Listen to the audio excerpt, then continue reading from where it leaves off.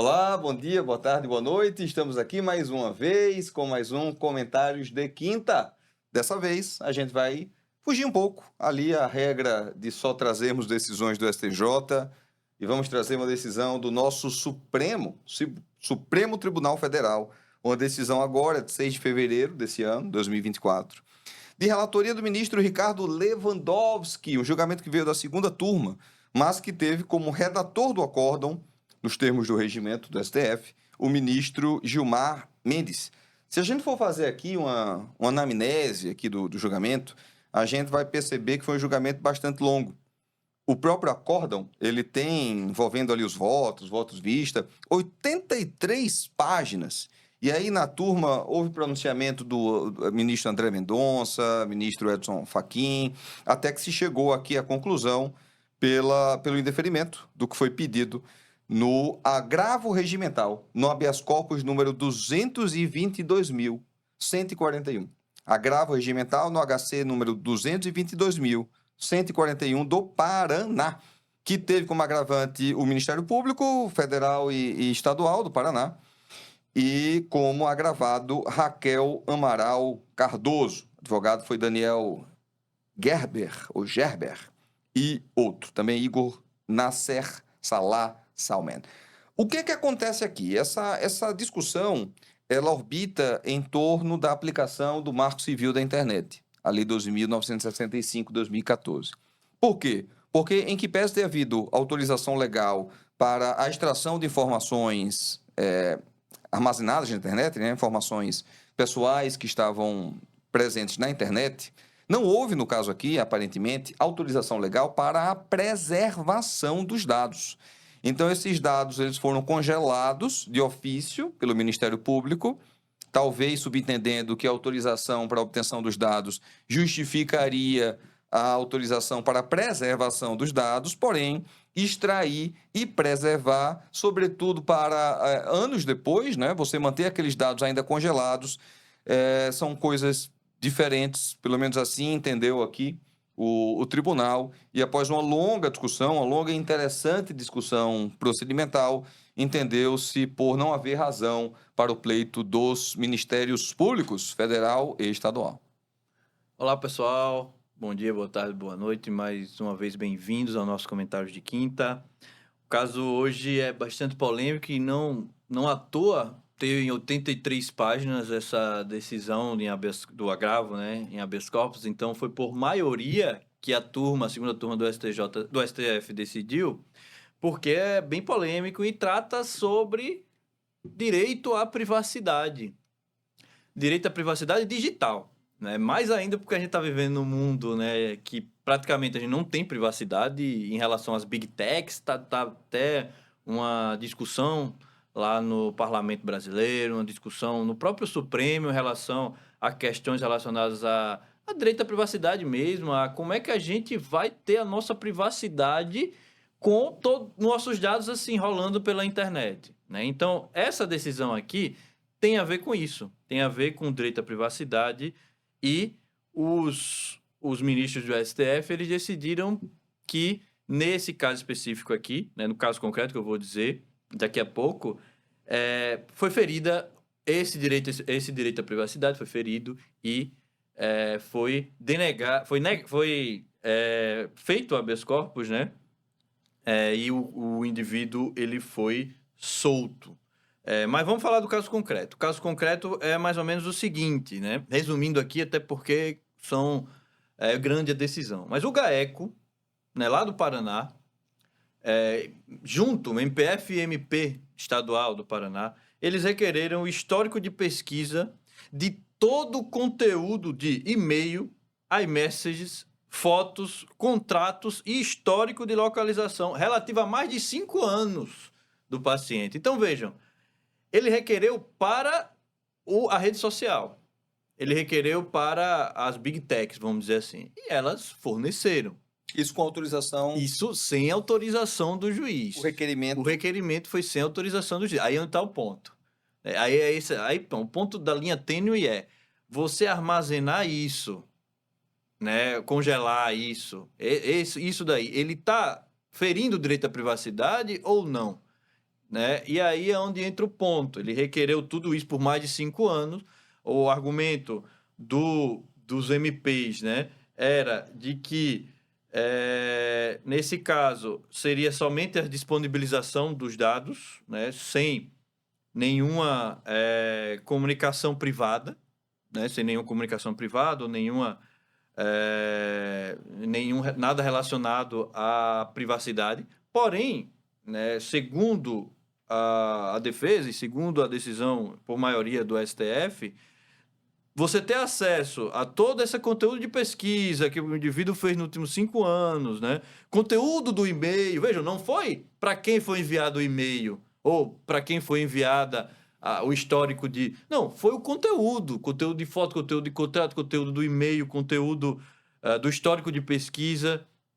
Nesse caso, entendeu-se que o Marco Civil da Internet foi ferido, né? Ou seja, a privacidade dos dados do indivíduo ali foi ferida, porque não havia autorização judicial para isso. Mas veja que em algum momento houve. Em algum momento houve, porque na emenda ele fala lá no final. Não é? Então veja que é um caso um pouco complexo em relação a isso. Porém, acredito eu que... E outra, a gente só tem acesso à decisão do STF, né? A gente não tem acesso à primeira instância completa, nem às decisões dos tribunais, né? A gente tem acesso aqui ao que o STF decidiu. Em algum momento houve a decisão, porém, talvez antes da decisão tenha havido esse requerimento do Ministério Público que não passou pelo Judiciário e que teve acesso a esse conteúdo. Não era aos dados, não era aos dados Dados pessoais, né, do indivíduo, né, que teria cadastrais, isso. Era essa palavra que eu queria. Não eram os dados cadastrais dele, que o que fala no Marco Civil da Internet é exatamente isso, é dados cadastrais. Mas não, foi o conteúdo que não passou pelo Judiciário em algum ponto. Talvez depois de alguns outros conteúdos passou, mas, né, em relação a essa decisão não tinha passado. E aí, o STF decidiu, na segunda turma, por maioria, que o Ministério Público ter acesso a esses dados, ele feriu a privacidade e, consequentemente, tornou as provas ilegais. Essa é uma discussão que a gente tem que ter cautela, atenção. E talvez nós aqui no Brasil, por nossa cultura, a gente tenha um pouco menos... a gente preze menos por nossa intimidade, nossa vida privada, comparado ao modelo norte-americano, por exemplo, onde essas questões são olhadas com muito mais sutileza. Nós talvez já estejamos vivenciando aquilo que o Byung-Chul Han chama de sociedade de transparência, na qual a impossibilidade da gente conseguir manter uma privacidade sobre parte da nossa vida, ela se torna absoluta, não tem como. E além disso, a gente tem que se mostrar, né? Tem que aparecer. Isso. Na verdade, a gente aparece por livre, entre aspas, e espontânea vontade, né?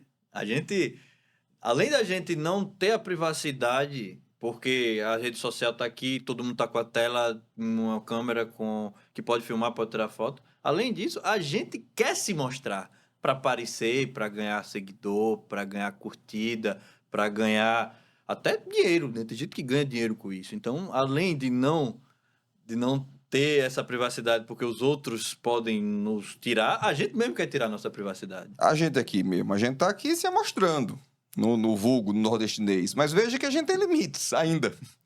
Por quê? Porque a gente pensa no formato mais clássico, até certo ponto conservador, onde a gente está aqui comentando para você, advogado, estudante, temas, de uma forma ainda muito tradicional. Isso faz com que nós tenhamos, a gente plenamente consciente disso, muito menos visualizações do que se a gente tivesse com o áudio estourado aqui, comentando algo polêmico sobre algo atrás da gente. Que não quer dizer que a gente um dia não vai fazer. Mas, no geral, a gente não está polemizando, a gente não está aqui contando piadinha, a gente não está aqui fazendo estripulias para conseguir likes e views. A gente está ali, a gente poderia estar matando, roubando, a gente poderia estar com a melancia na cabeça, um sutiã de banana, mas a gente está aqui fazendo o tradicional, porque confiamos que a qualidade do produto ainda tem o seu valor. E essa sociedade na qual as pessoas se mostram e na qual a intimidade é cada vez menos levada em consideração, talvez, são reflexões de filósofos, faça com que nós tenhamos que pensar a privacidade e a intimidade de outra maneira, já que essas separações entre esfera pública e esfera privada se mostram cada vez mais turvas.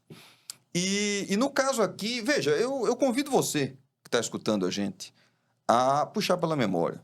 Pense aí, você que usa a internet, certamente, você está assistindo isso aqui pela internet. Pense no seu histórico de pesquisa nos últimos 5 anos. Pense nos seus e-mails, no conteúdo dele, nos últimos 5 anos. E aí? O que é que vão achar sobre você? Tenso, não é não? Mas, André, isso não pode ser usado como escudo para proteger a criminalidade, e é verdade, e é por isso que há lei para isso. Porque se pudesse ser usado de escudo, simplesmente não seria possível. Não haveria nenhuma possibilidade, nenhuma hipótese de se requerer o acesso a essas informações. Mas é justamente dada a gravidade de alguns crimes, junto com elementos ali que autorizem a concessão de uma cautela probatória, que permitam que o Ministério Público tenha acesso a isso, é que a gente tem essa relativização. Porém, essas possibilidades não podem permitir uma devassa plena. Veja, o lapso temporal de 5 anos, eu particularmente já acho um tanto quanto exagerado. Tudo bem que a gente não teve acesso aos autos para saber se isso estaria justificado, né? Se de repente era uma grande operação que se debruçava ao longo de 5 anos. E ainda mais você preservar esses dados sem autorização prévia, afinal de contas, estamos falando do tipo de matéria cuja Constituição Federal ainda segura a reserva da jurisdição. E só para frisar que o que a lei autoriza, e aí, sim, se esquivando, contornando a reserva da jurisdição, é o acesso aos dados cadastrais, que aí sim, por mais que alguns possam ser considerados dados sensíveis, são dados que o Ministério Público teria autoridade e legitimidade para pleitear, independentemente de autorização. Mas não é o caso aqui em tela. É isso, pessoal. E vejam que a discussão sobre privacidade digital, né, ela está na linha de frente em relação à regulamentação das redes sociais, que está lá no parlamento parado, está sendo discutido e muitas vezes relativizado pelas pessoas dizendo, é censura, é tentando limitar o nossa livre... o nosso direito à Liberdade de liberdade de expressão, ou enfim, ou livre manifestação, quando na verdade não, porque vejam, as redes sociais, elas são privadas e elas querem o lucro, né? Então elas querem o lucro e elas não participam, elas não são brasileiras na sua totalidade, as principais, as big techs, elas são norte-americanas ou europeias, enfim, né? Então se a gente for ver Twitter, Facebook, Google, elas têm nossos dados de anos, de décadas, e elas podem utilizar isso para nos manipular e ganhar dinheiro em cima disso, ou vender nossos dados para ganhar dinheiro em cima disso. Então vejam que a regulamentação das redes sociais, elas são para nos proteger e não para tirar a nossa liberdade de expressão, a nossa livre manifestação. É uma concepção enviesada da liberdade, né? Como diz meu caro amigo Adroaldo, um liberal de respeito, é a liberdade de gritar fogo em uma sala lotada de cinema, mesmo sem estar ocorrendo um incêndio. Que liberdade é essa? Então é isso, pessoal. A gente agradece quem ficou até o final desse mais um Comentários de Quinta. E até o próximo vídeo. Curte aí, comenta, manda para alguém que você ache que vai gostar. E até a próxima. Tchau.